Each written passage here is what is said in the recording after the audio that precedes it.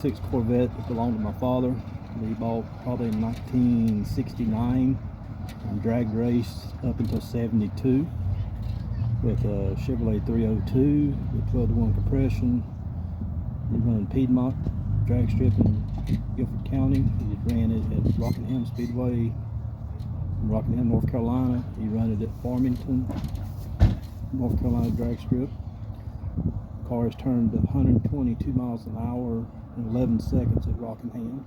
He finished second in the Winter Nationals. He retired. He quit drag racing in '72 due to the NHRA requiring roll cages in the car, and he said he would not cut it.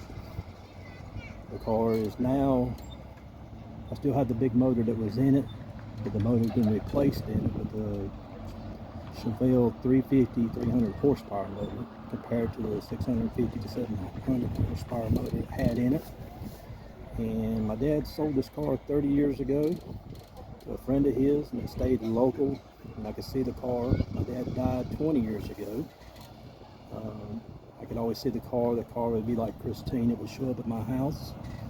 I tried to buy it back, and James always told me he would not sell it.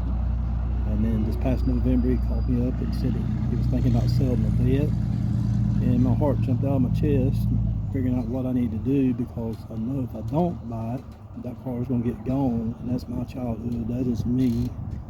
It is my dad's car, but it's also me, and I couldn't resist not buying it back. I had to have it. It's old. The paint is showing its age. I would not touch this car. This car would be like this when I'm dead and gone. So that's basically what I got. There's a lot of other stories about this car. My dad's put this car through the ringer in his day. Tell me about the wheelies. Oh, this car has never had wheelie bars on it. I got pictures that show it barely off the ground. But I was told by other people that are older than me, I'm 58 years old. I've had people come up to me in their 70s and say they remember seeing this car at Rockingham and Piedmont taking off from the line, and it is standing up and going down the drag strip on the back wheels. My dad knew the limitations of this car. There's a picture there in the corner of the windshield of the two Vettes. That's where Daddy finished second. That's where my daddy finished second, right here. This guy here was from Siler City. He ran a machine shop, and he beat my daddy. That was the last race that this car raced that year. And then he got painted like this. This was '71. Got painted like this, and Daddy raced it with this paint scheme in '72. It is also on a record album, Sounds of the 50s by Mickey Hawks. The record album did pretty good in Japan. I've heard of the Japanese people have been seeking for this car to get it over there to Japan. So that's one reason I bought it back, because I knew possibly if this car gets sold, it may go across the water. And that would be horrible. And I'm only a child, and if you look at the guy and the girl in the paint job on the scene, you look at it, it dates the paint job. He's wearing bell-bottom pants. So it was painted in 1971 and raced until '72. The paint is pearl white, candy apple red. The black is not paint. The black is soot from a acetylene torch. There's a scratch right here. I probably put that scratch in that car when I was 6 years old with a bicycle. I was told to stay away from the car, and it was like a magnet. And I've gotten tore up with that scratch. I got memories of riding in it with my mom and dad sitting in the middle and getting it down the highway. So, you said you pointed to the speedometer. I pointed at the speedometer. The speedometer's got 140 on it. And I remember reaching over there, my little finger, and saying, "Daddy, I want to see it do that." And my mama was cussing my daddy out, "Don't do it." And we got up to 110. And I was grinning, "Come on, Daddy, go, go, go." So it does still have the high-rise intake hood on it. There's nothing under it. But the car just don't look the same without the hood on it, because it's been like this all its life. Right. It's been in car shoes back in the early '70s in Greensboro, North Carolina at the Coliseum. The car has never been showed since. The owner I bought it from would never take it to cruise-ins. I've been going to uptown cruise-ins just to drive it. Like I say, it's nothing special. The paint's wrinkled up on it like an old egg, but it's nostalgic. It shows the era of the car. Exactly. The And it history don't. of the car. I the era agree. of the Don't car. ever change it. It did have a Dana rear end in it. It does not have the Dana in it now. It's still positive traction, but not the Dana. And it does have the big motor taken out of it. It's still got the 4-speed rock crusher. Transmission been rebuilt. I assume steel drum brake all the way around. Still, yep, 4-wheel drum brake, and you don't want to ride close to nobody because it will not stop. But I will not take a dime for it. Oh yeah. And I hope it's around for a long time. You got kids? I've got 2 grown kids, and I got 8 grandkids. Oh. And my grandkids, we're raising 2 grandkids of our own. They're 5 years old. He'll be 5 years old. He's riding in it just like I used to when I was 5 years old. That's awesome. So We got to get another generation into it, or it's going to go away. oh yeah, I can't control what happens if I'm dead and gone, but I hope it's still around. So. Oh. Well, you can. You put it in, you wheel it, it can't be sold. Yeah, yeah. I mean, I've had people criticize. I've had people online.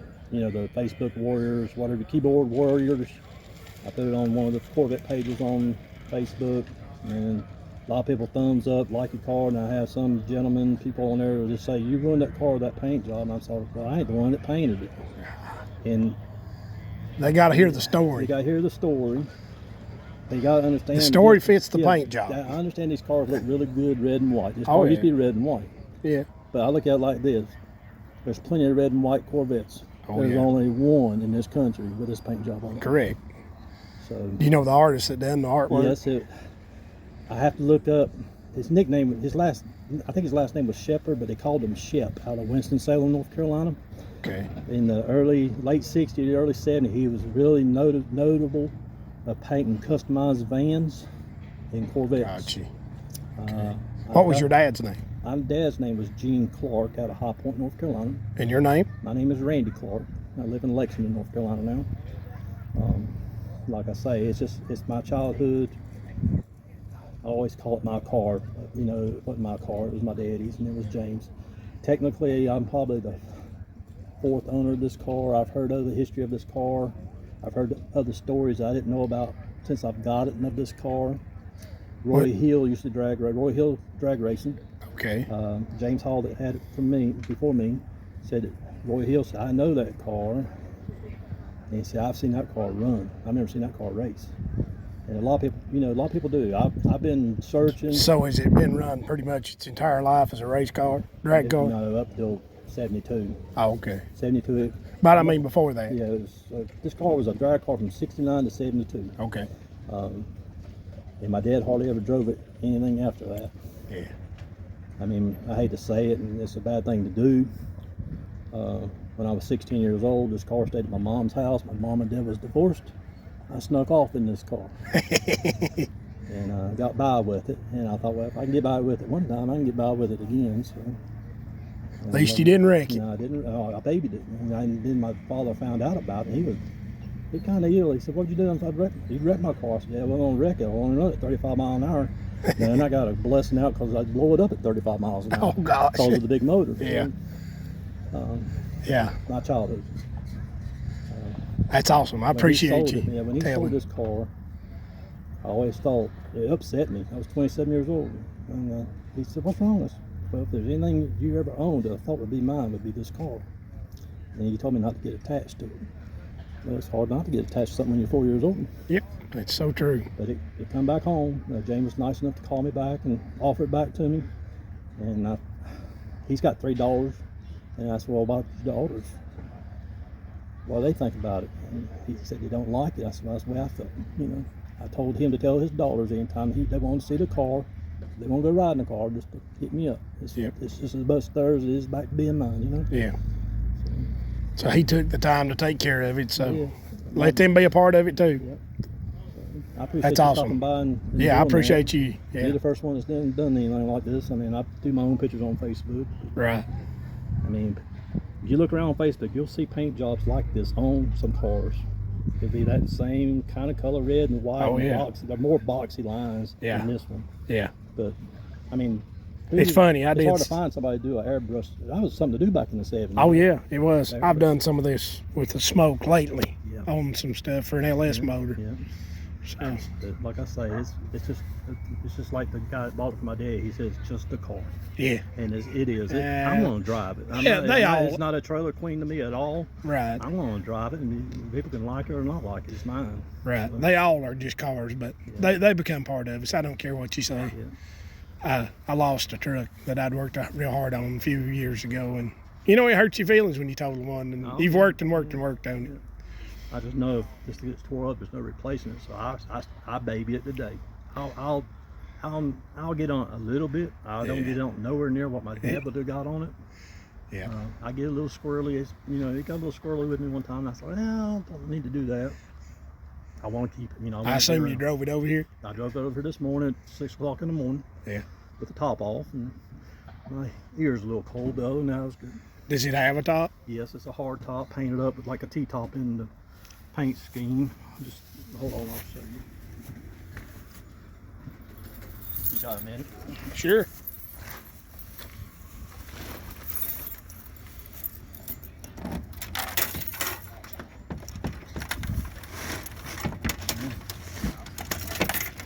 There we go. Oh, okay. There's a picture with the top. That picture was taken in probably 1985, back when it had the big wheels still on the back, aluminum slots. And then that picture, and like I say, it's on the cover of a record album. Oh yeah, that's a better picture though. That picture was taken at High Point College, 1989. High Point College with the singer Mickey Hawks. You go on YouTube and pull up Mickey Hawks and sounds of the 50s, and they'll show the video of this same picture. It's not a video, it's just pictures. Pictures, They'll yeah. show this picture of this car online. Oh, that's awesome.